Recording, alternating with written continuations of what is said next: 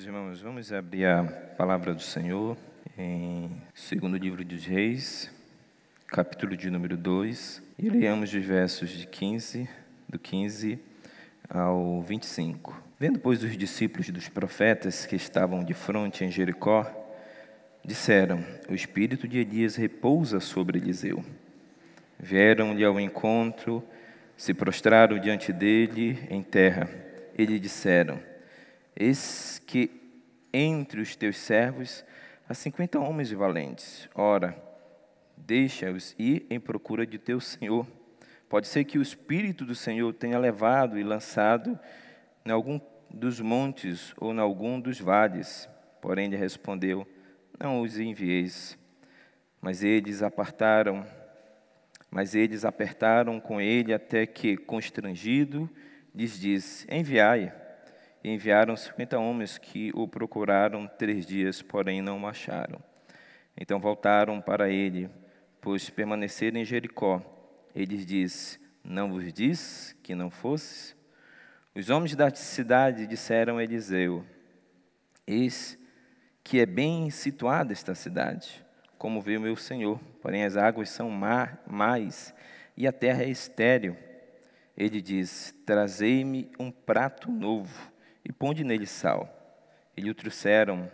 Então saiu ele ao manancial das águas, e deitou sal nele, e disse: assim diz o Senhor: tornei saudáveis estas águas, já não procederá daí morte nem esterilidade.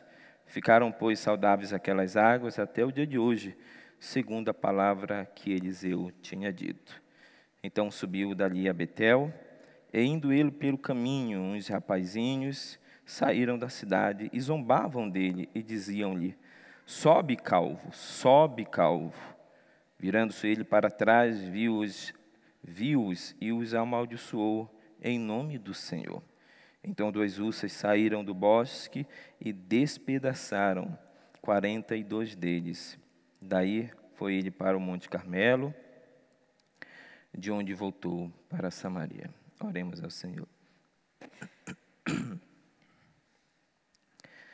Senhor nosso Deus, nós nos encontramos diante de Ti, Senhor, mais uma vez, para adorarmos o Teu nome, para recebermos a Tua palavra, sabendo que somos indignos de estarmos diante do Senhor, porque somos imperfeitos, os nossos corações são imperfeitos, o louvor que sai dos nossos lábios é imperfeito, mas também reconhecemos que pelos méritos de Cristo, o Senhor nos recebe na Tua presença, com graça, com amor, e olha para nós com um olhar de misericórdia. E por isso, Pai, nós te pedimos nesta noite, que fundamentado no Teu amor, na Tua graça, na Tua grande misericórdia, o Senhor venha ao encontro das nossas necessidades através da exposição da Tua palavra. O Senhor abre os olhos do nosso entendimento, abra o nosso coração, para recebermos a Tua palavra e para colocarmos em prática em nossas vidas. Nos sentimos tão incapazes, Senhor, de tão grande missão, mas reconhecemos que não estamos sós nessa caminhada, porque o Senhor está conosco, o Teu Espírito está conosco, está sobre nós, e é Ele que nos capacita a vivermos de maneira que agrade e que louve ao Senhor.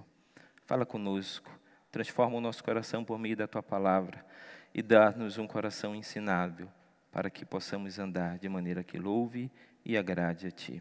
É o que nós te pedimos, Senhor, gratos em nome de Jesus. Amém. Irmãos, no livro A Pregação da Cruz, especialmente no último capítulo, escrito por este autor, John MacArthur, capítulo esse que ele intitula Por que ainda prego a Bíblia após 40 anos de ministério? John MacArthur testemunha dizendo o seguinte: na nossa geração, a palavra está fora de tempo. A filosofia guiada pelo mercado em voga atualmente diz que declarar simplesmente as verdades bíblicas está fora de moda e é ineficaz nesses dias pós-modernos. A exposição bíblica e a teologia são vistas como antiquadas e estranhas. Os fiéis da igreja não querem ser exortados de acordo com essa filosofia que atua na crença de que a geração Y não quer ficar sentada nos bancos, enquanto alguém lá na frente prega para ela. Essas pessoas são produtos de uma geração guiada pela mídia e precisam de uma experiência de igreja que as satisfaça do modo delas, dando-lhes aquilo que elas estão acostumadas a receber. Vivemos uma época, que é a época chamada a igreja relevante, onde muitas igrejas pelo Brasil afora, em nome da ideologia de mercado, têm buscado inovações para o seu culto, deixando de lado a simples e pura exposição da palavra de Deus, para buscar métodos, metodologias, modismos humanos com a intenção de atrair as pessoas para o culto. Todos nós reconhecemos que essa forma de servir a Deus, ela não agrada a Deus. Porque quando o povo de Deus se reúne, ele deve se reunir em torno da palavra de Deus. É por isso que somos uma igreja reformada. Porque nós cremos e vivemos na prática aquilo que nós acreditamos ser a verdade instrutiva da palavra de Deus. De que quando o povo de Deus se reúne, ele deve se reunir em torno da Bíblia, em torno da Sagrada Escritura, para receber de Deus toda a instrução necessária para a sua vida. Por isso, irmãos, à luz desse texto que ora acabamos de ler, devemos estar inteiramente dispostos a ouvir e a guardar a palavra de Deus em nossos corações. Apesar de a tendência lá fora ser diferente daquilo que cremos e daquilo que defendemos e pregamos, onde a vida da igreja, o culto, deve estar centrado na palavra de Deus. Esse texto nos ensina, então, que nós devemos inteiramente estarmos dispostos, não somente a ouvir a palavra de Deus, mas, sobretudo, a guardá-la, como disse o salmista, no Salmo 119, a guardá-la em nosso coração, para não pecarmos contra o Senhor. Isso nos fala, irmãos, sobre a suficiência das Escrituras na vida da igreja, na vida de todo cristão. Nós veremos nesta noite, à luz desse texto, 3 razões porque devemos ouvir e guardar a mensagem da palavra de Deus em nossos corações. 3 razões porque devemos ouvir e guardar a palavra de Deus em nossos corações. E a primeira razão, irmãos, é que a palavra de Deus é fiel. Não apenas o Deus da palavra é fiel, mas a palavra de Deus, ela é fiel. E é isso que nós percebemos na primeira perícope desse texto, dos versos 15 ao versículo 15 ao versículo 18, onde o autor desse texto, o cronista, nos dá o testemunho fiel do Deus de Israel, nos mostrando que Deus é fiel na salvação do seu povo. Esse texto nos testemunha aquele período de transição entre o ministério do profeta Elias para o ministério do profeta Eliseu. E nós podemos perceber, à luz de todo o contexto, não apenas de 2 Reis, mas também de 1 Reis, que a palavra nos testifica a fidelidade de Deus na salvação do seu povo. Quando o reino de Israel foi dividido entre o reino do norte e o reino do sul, e os reis do reino do norte começaram a se afastar da aliança do Senhor, começaram a andar por caminhos tortuosos, começaram a andar por caminhos que não era o da palavra do Senhor, dos mandamentos do Senhor, da lei do Senhor. Deus começou a levantar profetas em Israel. E o clamor dos profetas era para que aqueles reis, para que aquela nação reconhecesse os seus pecados, as suas transgressões, que eles haviam pecado contra o Senhor, quebrando a sua aliança. e convidando-os ao arrependimento, para que regressassem à palavra de Deus e voltassem a andar em todos os estatutos, em todas as leis e mandamentos do Senhor. Isso nos prova, irmãos, que Deus era fiel na salvação do seu povo. Ao findar o ministério do profeta Elias, que se finda exatamente no versículo de número 14, no versículo anterior ao verso 15, quando Elias foi transladado ao céu num redemoinho, levado para estar na presença de Deus. Deus não deixou o seu povo sem uma voz. Deus não deixou de enviar um profeta para Israel, para que assim como Elias, Eliseu fosse a voz profética de Deus sobre o seu povo, anunciando qual era a vontade de Deus para a sua nação, para o povo da sua aliança. Por isso, irmãos, nós podemos perceber que Deus é fiel na salvação do seu povo.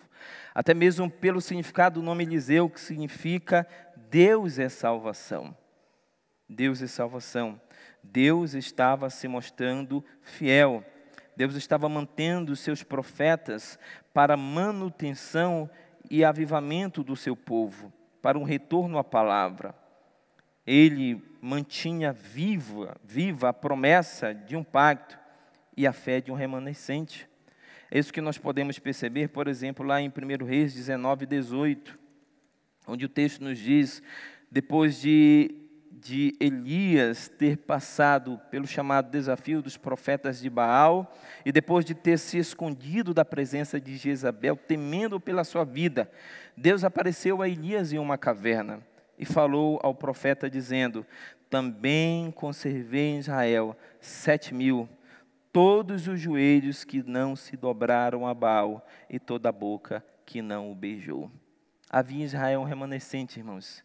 E é em razão desse remanescente fiel também, em razão da fidelidade de Deus na salvação do seu povo, na fidelidade de Deus no pacto que Ele fez com Israel lá no Sinai, no próprio pacto que Ele havia feito com Abraão, quando Abraão saiu de Ur dos Caldeus e caminhou para a terra de Canaã, a terra da promessa, confiando que Deus cumpriria a sua promessa sobre a sua vida. E em nome também de um remanescente que na época de Acabe e Jezabel, apesar de todo o avanço da idolatria em Israel, a Bíblia diz, o Senhor disse a Elias, que haviam milhares e milhares e milhares que não haviam dobrado os seus joelhos para adorar a Baal. E é em razão disso que Deus manteve os seus profetas vivos em Israel. Deus manteve ativo o ministério profético, para que por meio do ministério profético, esse remanescente, ele permanecesse fiel ao Senhor, andando em suas leis, em seus estatutos. Deus cumpriu os seus propósitos na vida e no ministério de Elias. Lá em 2 Reis, no capítulo de número 10, versos 1 a 28, que será exposto mais adiante, nós podemos perceber o fim da casa de Acabe e a derrocada da adoração de Baal. Tudo isso porque Deus levantou um homem, Deus levantou um profeta, o profeta Elias, para que se voltasse contra Acabe e Jezabel, denunciando as suas iniquidades, a sua idolatria, e dizendo que aquilo não agradava a Deus, que aquilo estava movendo a ira de Deus sobre eles e sobre o povo de Israel, e convocando todo Israel a arrependimento e sentenciando Acabe, sua esposa e a sua casa ao fim e à própria morte. O Senhor, irmãos, à luz desse texto, nós podemos tirar algumas aplicações para nossas vidas, logo nessa primeira divisão do texto. Nós vemos que a palavra de Deus é fiel, por isso nós devemos ouvir e guardar a palavra de Deus em nosso coração. Ela não apenas foi fiel no passado, mas ela é fiel no presente. Deus é fiel e a palavra de Deus é fiel nos nossos dias. Lá em Mateus 28, versículo 20, parte B, o Senhor Jesus, dando o ide aos seus discípulos, ele diz que eles fossem e saíssem a pregar o Evangelho. E lá no final do versículo ele diz: porque eu estou convosco todos os dias. Em Filipenses 4,19, o apóstolo Paulo, escrevendo aos filipenses, ele diz: e o meu Deus, segundo a sua riqueza em glória, há de suprir em Cristo Jesus cada uma das vossas necessidades. Escrevendo à igreja em Roma, capítulo 8, versículo 35, o apóstolo Paulo diz que nada pode nos separar do amor de Deus. Nem a morte, nem o sofrimento, nem a dor, nem potestades, nem principados, nem anjos, nada pode nos separar do amor de Deus que está revelado em Cristo Jesus. Lá em Apocalipse, capítulo de número 7, versículo de número 3, depois de ter recebido uma visão da parte do Senhor, João, o apóstolo, ele diz o seguinte: um dos anciões tomou a palavra dizendo: eis que se vestem de vestiduras brancas, quem são e de onde vieram? Respondi-lhe, meu Senhor, tu o sabes. Ele então me diz: não são estes os que vêm da grande tribulação? Lavaram suas vestiduras e as alvejaram no sangue do Cordeiro? Razão porque se acham diante do trono de Deus e o servem de dia e de noite no seu santuário. E aquele que se assenta no trono estenderá sobre eles o seu tabernáculo. Versículo 16: jamais terão fome, nunca mais terão sede, não cairá sobre eles o sol, nem ardor algum. Pois o Cordeiro que se encontra no meio do trono os apacentará e os guiará para as fontes da água da vida. E Deus lhe enxugará dos olhos todas as lágrimas. Essas são promessas, irmãos, promessas infalíveis da palavra do Senhor, promessas infalíveis de Deus para nós, não apenas para os crentes do passado, mas para os crentes do presente e para todos os crentes do futuro, de que Deus está conosco, de que quando nós nos sentimos só, Ele está conosco, de que Ele não nos deixará sós, mas de que Ele estará com o seu povo, com a sua igreja, todos os dias até a consumação dos séculos. De que quando nós estivermos angustiados, tristes, por nos faltar alguma coisa, Ele, em Cristo, suprirá todas as nossas necessidades. De que quando nós nos sentirmos que Deus não nos ama mais, de que nós estamos a sós nesse mundo, de que não somos mais objetos do seu amor, da sua graça, a Bíblia nos diz que nada pode nos separar do amor de Deus. Nem as coisas do porvir, nem a morte, nem anjos, nem os principados, nem potestades, nada pode nos separar do amor de Deus. E quando nós nos sentimos injustiçados, lembremos as orações, as inúmeras orações de muitos salmistas que foi cantado, que foi recitado em poesias, dizendo que o Senhor é a nossa justiça. E aquilo que João escreveu no livro do Apocalipse, no capítulo que nós acabamos de ler, que naquele dia o Senhor enxugará dos olhos todas as lágrimas, que naquele dia Ele fará justiça em favor do seu povo, de que aqueles que lutaram contra a igreja de Deus, que levaram os santos à morte, perseguindo, torturando, cometendo injustiça contra os servos de Deus, naquele dia Deus fará justiça, vingança em nome do povo de Deus, e Deus enxugará dos olhos dos seus servos todas as lágrimas, porque ali não haverá mais fome, não haverá sede e não haverá mais dor. Tudo porque nós estaremos, irmãos, na presença do Senhor.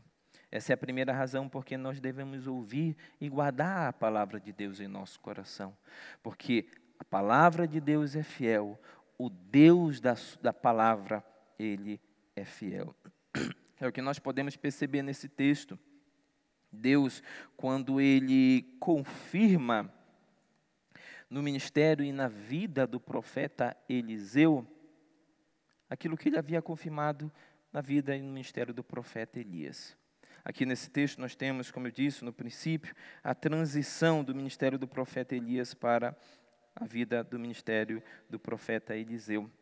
E essa confirmação, irmãos, está exatamente no versículo anterior, quando Elias, depois de ter sido arrebatado, levado até a presença de Deus, deixando cair a sua capa, Então, o texto nos diz que Eliseu rasgou as suas vestes, talvez num sinal de pranto, pela partida do seu senhor, pela partida do seu mestre. Ele toma a capa, chega à beira do rio Jordão, e ele então lança aquela capa sobre o rio. E o texto nos diz que o rio então se abre, e Eliseu pôde passar com pés a seco. E os discípulos dos profetas que estavam de frente à cidade de Jericó, verso 15, ao verem exatamente esse fato, eles enviam um comunicado a Eliseu, dizendo a Eliseu o seguinte: se Eliseu não gostaria, não concordaria que eles enviassem 50 dos discípulos dos profetas, para que fossem à procura de Eliseu e talvez o encontrassem, porque segundo a crença deles, versículo 16, ele diz: eis que entre os teus servos há 50 homens valentes, ora, deixai-os ir em procura do teu Senhor. Pode ser que o Espírito do Senhor o tenha levado e lançado em algum dos montes ou em algum dos vales. A resposta de Eliseu foi muito clara. Ele disse: não envies.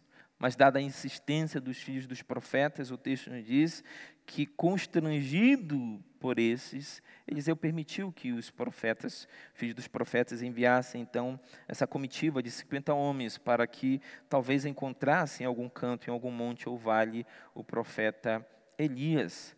Mas o texto nos diz no verso 17 que houve um total fracasso na sua procura. Porque dados 3 dias procurando, eles retornaram, voltaram a ele, pois ainda estava em Jericó, e disseram que não haviam encontrado. E a resposta de Eliseu foi muito clara. Ele disse: não vos disse que não fosse? Ou seja, Eliseu havia entendido de que aquilo que Deus havia falado, ele cumpriria. Deus havia dito por meio do profeta, talvez aqui do próprio profeta Elias, que ele o tomaria da presença dos seus discípulos. Mas propriamente, ele tomaria Elias da presença de Eliseu. E Deus o arrebataria para estar na sua presença. E Eliseu, ele tinha essa convicção, essa plena convicção de que aquilo que Deus diz, aquilo que Deus fala, aquilo que Deus promete, ele cumpre cabalmente. E é exatamente isso que ele pôde testemunhar. Há uma segunda razão também, irmãos, porque nós devemos ouvir e guardar a palavra de Deus em nossos corações. É porque ela é o meio para a salvação e santificação do povo de Deus. A pregação da palavra, a palavra de Deus, ela é fiel, mas também ela é o meio que Deus usa para a salvação do seu povo e para a santificação dos seus eleitos. E é isso que nós podemos extrair desses versículos 19 ao versículo 22. Ao lermos essa passagem, ela pode a princípio nos parecer muito estranha. O texto diz: os homens da cidade disseram a Eliseu: eis que é bem situada esta cidade, como se vê, meu senhor. Porém as águas são más e a terra é estéril. Ele diz: trazei-me um prato novo e ponde nele sal. E lhe o trouxeram. Então saiu ele ao manancial das águas e deitou sal nele. E disse: assim diz o Senhor, tornei saudáveis essas águas, já não procederá daí morte nem esterilidade. Ficaram, pois, saudáveis aquelas águas, até o dia de hoje, segundo a palavra que Eliseu havia dito. Esse, podemos dizer, foi o primeiro grande milagre e sinal na vida do ministério do profeta Eliseu. Foi exatamente a purificação das águas da cidade de Jericó.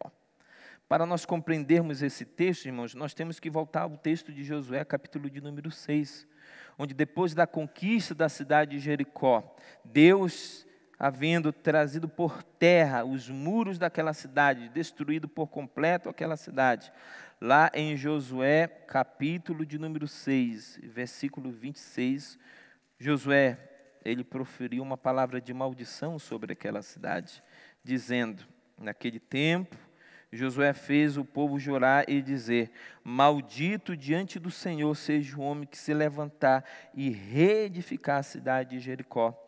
Com a perda do seu primogênito, lhe porá os fundamentos, e à custa do mais novo as portas.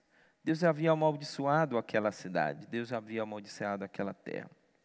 E o que nós temos nesse texto, irmãos, é exatamente Deus operando um grande milagre através do ministério do profeta Eliseu, purificando as águas daquela cidade, fazendo com que não existisse mais morte nos leitos daquele rio, fazendo com que aquela terra ao entorno daquele rio pudesse ser uma terra produtiva e não mais uma terra estéril. É por essa razão que o profeta toma um objeto, um prato novo, e pondo nele sal, ele lança sobre as águas e diz: assim diz o Senhor, tornei saudável essas águas. Aqui, irmãos, está o cumprimento da palavra do servo de Deus.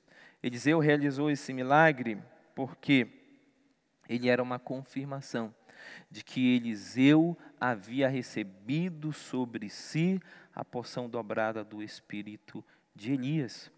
E os milagres eram uma confirmação de que Deus estava com o seu profeta. Os milagres eram uma confirmação de que aquele profeta era um mensageiro de Deus, de que as palavras que ele trazia eram palavras de Deus. E os atos proféticos que eles realizavam eram uma confirmação de que eles haviam sido enviados por Deus.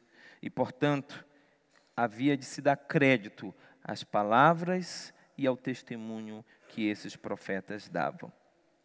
Esse texto, irmãos, foi a confirmação pública e notória de que Eliseu havia substituído Elias. De que assim como Deus foi no ministério e na vida de Elias, Deus agora também seria na vida e no ministério de Eliseu. Nós podemos inferir daqui, desse texto, irmãos, algumas aplicações para nossas vidas.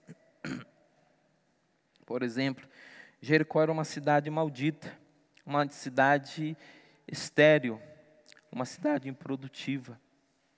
E Deus, por meio do ministério do profeta Eliseu, tornou as águas daquela cidade pura e limpa, trazendo novamente produtividade, trazendo vida àquele rio e, consequentemente, àquela cidade.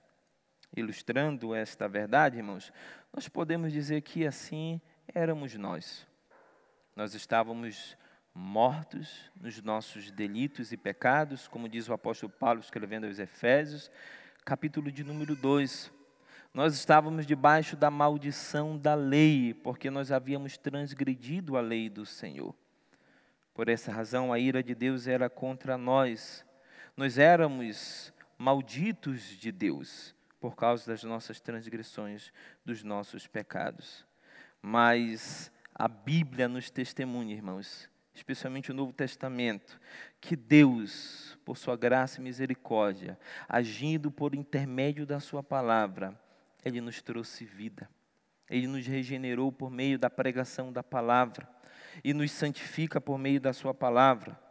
Lá em 1 Pedro, no capítulo 1, versículo de número 23, o apóstolo Pedro, falando sobre o poder da palavra de Deus, como ela atua na vida do não cristão, do não regenerado, ele diz o seguinte, 1 Pedro 1, 23, pois fostes regenerado, não de semente corruptível, mas de incorruptível, mediante a palavra de Deus, a qual vive e é permanente. Deus usou a sua palavra para nos regenerar. Deus usou a sua palavra para trazer vida sobre nós. E Deus usa a sua palavra para nos santificar, para mudar o nosso coração, os nossos pensamentos, os desejos do nosso coração, a nossa vontade, as nossas ações e as nossas atitudes. Escrevendo à igreja de Corinto, lá na primeira carta, no capítulo 6, versículo de número 11, o apóstolo Paulo diz o seguinte: tais foste algum de vós no passado, ou seja, aquilo que ele diz no verso anterior, ladrões, avarentos, bêbados, maldizentes, roubadores, que não herdariam o reino de Deus. E então Paulo diz no versículo 11, tais foste algum de vós, mas vós vos lavastes, mas fostes santificados, mas fostes justificados em o nome de Jesus Cristo e no Espírito Santo. Ou seja, o que o apóstolo Paulo diz é que nós andávamos no pecado, na bebedice, na maledicência, no adultério, na prostituição, na avareza dos nossos corações, mas que nós fomos lavados, santificados, justificados em Cristo e lavados e santificados pela obra do Espírito Santo em nossas vidas. E como que o Espírito Santo fez isso, irmãos? Ele fez através da sua palavra. O Espírito Santo não age em nossa vida a parte da palavra de Deus. Não podemos achar que podemos ser regenerados, que podemos ser transformados, que podemos ser santificados, que podemos crescer em graça, em conhecimento de Cristo Jesus, em alcançarmos a estatura de varões perfeitos, se não for por meio da palavra de Deus. Por isso a centralidade da Bíblia, irmãos, não apenas no culto em que nós prestamos a Deus, mas a importância da centralidade da Bíblia Sagrada, da Palavra de Deus em nossas vidas, em nossos corações. É a palavra que Deus usa para nos transformar, foi a palavra que Ele usou para nos regenerar, para nos trazer a vida, para nos fazer novas criaturas. Nós nascemos por meio da palavra de Deus, quando o Espírito Santo de Deus aplicou a palavra de Deus em nossos corações e nos fez novas criaturas. E somos também santificados por meio dessa palavra, porque quando nós ouvimos a palavra de Deus e somos confrontados por ela, o Espírito Santo abre os olhos do nosso entendimento, para que, por meio da palavra, enxerguemos os nossos pecados. Onde que nós precisamos melhorar? Onde que nós precisamos mudar? Quais são as nossas fraquezas? Onde que nós precisamos ter uma vida mais santa, mais reta diante de Deus? Mas é o mesmo Espírito também que aplica essa palavra em nossas vidas, mudando e transformando a nossa vontade, os nossos desejos, os nossos pensamentos, todo o nosso ser. Tudo isso, irmãos, o Espírito Santo faz por meio da sua palavra. E o Cristo Jesus também pôde dizer isso, que está registrado lá em João, capítulo de número 17, versículo 7, onde ele falando a respeito da palavra de Deus, sendo ele a própria palavra encarnada, ele diz, santificai-vos na verdade, a tua palavra é a verdade. O próprio Cristo testemunhou que nós somos santificados por meio da palavra de Deus. Irmãos, nós devemos ouvir a palavra de Deus e guardá-la no íntimo do nosso coração. A primeira razão é porque ela é fiel, ela não falha. Tudo aquilo que Deus falou, que Deus prometeu, Deus cumpriu, Deus está cumprindo e Deus cumprirá no tempo oportuno. Nós devemos dar crédito à palavra de Deus, ouvi-la e guardá-la em nosso coração, irmãos, porque ela é o meio pelo qual Deus opera em nossas vidas, tanto a obra de salvação, quanto a obra de santificação dos santos e de todos os eleitos. É pela palavra que nós fomos regenerados, é pela palavra que nós somos santificados, é pela palavra que nós crescemos até nos tornarmos a estatura daquele varão, do varão perfeito de Cristo Jesus. E terceira e última razão, irmãos, porque nós devemos ouvir e guardar a palavra de Deus em nossos corações, é porque recusá-la significa juízo. Porque recusá-la significa juízo. É isso que nós podemos inferir dessa última perícope, do versículo 23 ao versículo 25, que nos traz uma história muito interessante, no mínimo bastante curiosa para aqueles que não conhecem profundamente a palavra de Deus, que ainda não foram regenerados por essa palavra. O texto diz, então subiu dali a Betel, e indo ele pelo caminho, uns rapazinhos saíram da cidade e zombavam dele e diziam-lhe, sobe calvo, sobe calvo. Virando-se ele para trás, viu-os e os amaldiçoou em nome do Senhor. Então 2 ursas saíram do bosque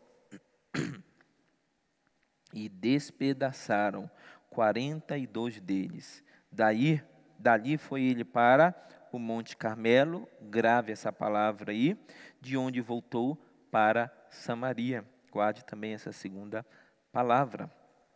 Esse texto, irmãos, ele para alguns parece bastante misterioso. Parece muito difícil a compreensão dele, mas não é não. É muito simples nós compreendermos o sentido e o significado desse texto. Para nós compreendermos, nós temos que primeiro darmos a atenção à palavra Betel no texto. Nós temos que voltar à época do começo do reinado de Jeroboão, exatamente a 1 Reis, capítulo de número 12, onde depois de dividido o reino, ficando as 10 tribos de Israel concentradas no reino do norte, e as 2 tribos do sul, Judá e Benjamim, concentradas com sede em Jerusalém. Lá em 1 Reis, capítulo de número 12, a Bíblia nos diz que Jeroboão, temendo com que o povo, ao vir ano após ano, a cidade de Jerusalém, ao templo do Senhor, a casa do Senhor que havia sido construído por Salomão, ele ergueu na cidade de Dan, mais ao norte do reino do norte, bem no extremo norte do reino de Israel, ele construiu um centro de adoração.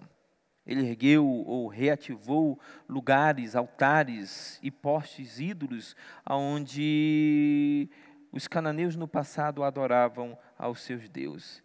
E ele construiu bezerros de ouro nesses 2 lugares, ao norte Dan e mais ao sul Betel. Exatamente a Betel que nós encontramos aqui. E Dan ao norte, Betel ao sul, se tornaram os 2 centros de idolatria, de culto que não agradava a Deus. E durante o reinado de Jeroboão, essa foi a realidade do reino do norte. Depois do fim do reinado de Jeroboão, chegando agora ao reinado de Jorão, irmão de Acasias, filho de Acabe, o texto nos diz e nos mostra que Betel ainda continuava como centro de paganismo, de adoração no antigo Israel, o reino do norte.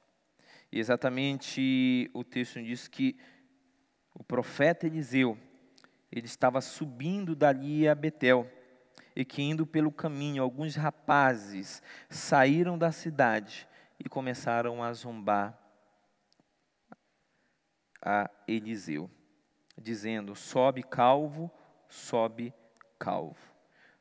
Então o texto nos diz que o profeta Eliseu, ele se vira para trás, vendo aqueles rapazes, ele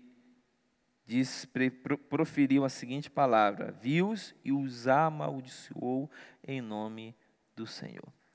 Olhando para esse texto, nós podemos pensar que trata-se de um mero capricho do profeta Eliseu. Que o profeta Eliseu, talvez por vaidade, ou querendo manipular aquilo que ele havia recebido em dobro sobre a sua vida, o profeta Eliseu, talvez ressentido por eles terem chamado o profeta de calvo, ele então proferiu aquela palavra de maldição contra aqueles habitantes de Betel. A questão e a atenção deve ser dada à palavra sobe. A palavra sobe aqui tem o sentido de que eles estavam recusando o profeta. Porque o texto diz: então subiu dali a Betel. Eles estavam, na verdade, irmãos, rejeitando a presença do profeta de Deus, do homem de Deus, do mensageiro de Deus na cidade de Betel. E recusando o profeta, eles não estavam apenas recusando o homem.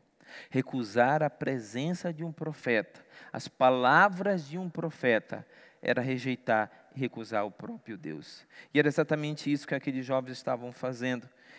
É como se eles estivessem dizendo: Eliseu, não entre na nossa cidade, não venha proferir palavras contra nós, palavras de juízo, porque eles sabiam que em Betel os falsos ídolos eram adorados.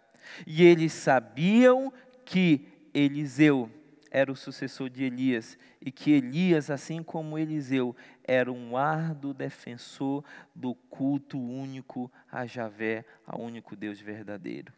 E é como ele estivesse dizendo: pegue outro caminho, não entre na nossa cidade, não queremos saber de você e muito menos do seu Deus. Que triste retrato, irmãos, nós podemos perceber nesse texto. E então, rejeitando ao profeta do Senhor, sendo essa rejeição não apenas ao profeta do Senhor, mas ao próprio Deus, que havia chamado esse profeta e que havia enviado sobre ele a porção dobrada do seu espírito, o texto nos diz que Eliseu se voltou contra aqueles jovens e os amaldiçoou, e 2 ursas saíram do bosque e despedaçaram aqueles jovens. E o versículo 25 termina então essa perícope dizendo, esse parágrafo dizendo: dali foi ele para o Monte Carmelo, de onde voltou para Samaria. Essas 2 localidades aqui são importantes para a própria compreensão do ministério profético de Elias e a própria compreensão do ministério profético de Eliseu. O Monte Carmelo havia sido aquele lugar onde o profeta Elias havia desafiado os profetas de Baal. Havia desafiado não apenas os falsos profetas de Baal, mas o próprio rei Acabe e sua própria esposa Jezabel.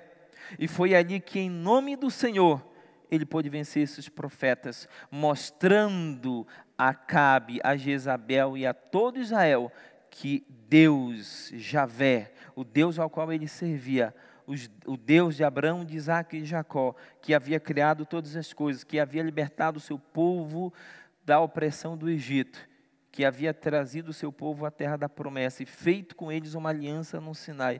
Esse era o Deus único e verdadeiro que deveria ser adorado e reverenciado por toda a nação. E aquele lugar se tornou um lugar simbólico na luta entre os profetas de Deus, os verdadeiros profetas, porta-vozes e mensageiros do Senhor para a nação de Israel, e os falsos profetas, aqueles que traziam mentira e enganos para Israel. E de lá ele saiu exatamente para Samaria, porque Samaria era, naquela época, a capital do império do Reino do Norte. Era a sede do governo. E é onde exatamente as questões políticas, as tramas eram realizadas, as alianças políticas com outros reinos, aquilo que não agradava ao Senhor era praticado. E aí isso nos mostra que Eliseu, de fato, havia tomado para si a responsabilidade de, como discípulo de Elias, ser o sucessor desse grande profeta, que era uma voz de Deus contra a idolatria, contra o pecado, contra a iniquidade. E que tinha no Monte Carmelo o símbolo dessa luta, dessa peleja e desta batalha. Irmãos, desse parágrafo, dessa história, nós podemos tirar também algumas aplicações para as nossas vidas.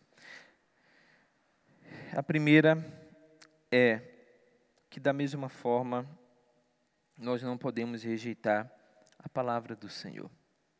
Rejeitar a palavra do Senhor, irmãos, é atrair sobre si juízo e condenação. Juízo e condenação. Escrevendo aos Gálatas, lá no capítulo 6, versículos 7 e 9, o apóstolo Paulo diz, Gálatas 6, 7 e 9, ele diz: não vos enganeis, de Deus não se zomba, pois aquilo que o homem semear, isso também ceifará. Porque o que semeia para a sua própria carne, da carne colherá a corrupção, mas o que semeia para o Espírito colherá vida eterna.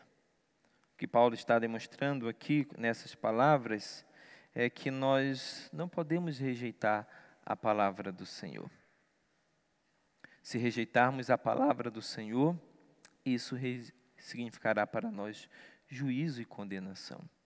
Foi assim no ministério de Jesus Cristo. Aliás, durante o ministério de Jesus Cristo, ao ser julgado e crucificado, lá em Mateus 27, versículo 40 e 42, nos testemunha que Jesus Cristo, assim como Eliseu, que foi rejeitado por aqueles jovens, pelos habitantes de Betel, zombado e escarnecido, o nosso Senhor Jesus Cristo foi também lá no madeiro, lá no Calvário. Ele foi crucificado e foi rejeitado pelos seus e zombados pelos soldados, que colocaram sobre ele uma coroa de espinho e que diziam: se tu és rei dos judeus, tu és o filho de Deus, livra-te a ti mesmo. Eles escarneceram de Cristo, eles zombaram de Cristo. Mas o Evangelho nos testemunha, irmãos, que aquele que rejeita a palavra do Senhor, esse atrai sobre si condenação, atrai sobre si juízo. O apóstolo Paulo também ainda escrevendo aos Gálatas, lá no capítulo de número 3, de versículo 13, uma segunda aplicação desse texto, ainda em Gálatas 3,13, falando a respeito da morte de Cristo, da sua crucificação, ele diz: Cristo nos resgatou da maldição da lei, fazendo-se ele próprio maldição em nosso lugar, porque está escrito: maldito todo aquele que for pendurado em madeiro. Aqueles jovens foram amaldiçoados pelo profeta Eliseu, porque rejeitavam a palavra do Senhor. Rejeitavam o testemunho, a palavra do profeta, que não era sua, era a palavra do próprio Deus. E por isso eles foram amaldiçoados. Nós, irmãos, fomos amaldiçoados porque nós rejeitamos ao Deus da palavra. Porque pecamos contra Ele em nossos primeiros pais. Em Adão e Eva nós pecamos contra o Senhor. E desde Adão e Eva, todos os que nasceram da carne, nasceram debaixo dessa condenação e desse juízo. A Bíblia nos diz que todos pecaram e destituídos estão da glória de Deus. Mas o apóstolo Paulo, escrevendo aos Gálatas, nos testemunha que Cristo nos resgatou da maldição da lei, fazendo Ele próprio maldição em nosso lugar. Nós éramos malditos de Deus, porque transgredimos a lei do Senhor e pecamos contra Ele.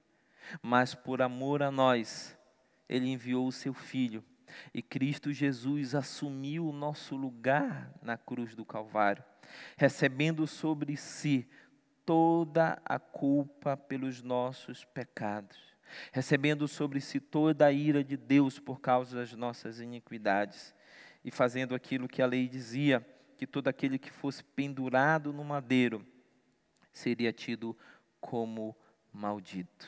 Tudo isso, irmãos, Ele fez em nosso lugar, para que de malditos de Deus nós nos tornássemos bem-aventurados filhos dEle, do próprio Deus.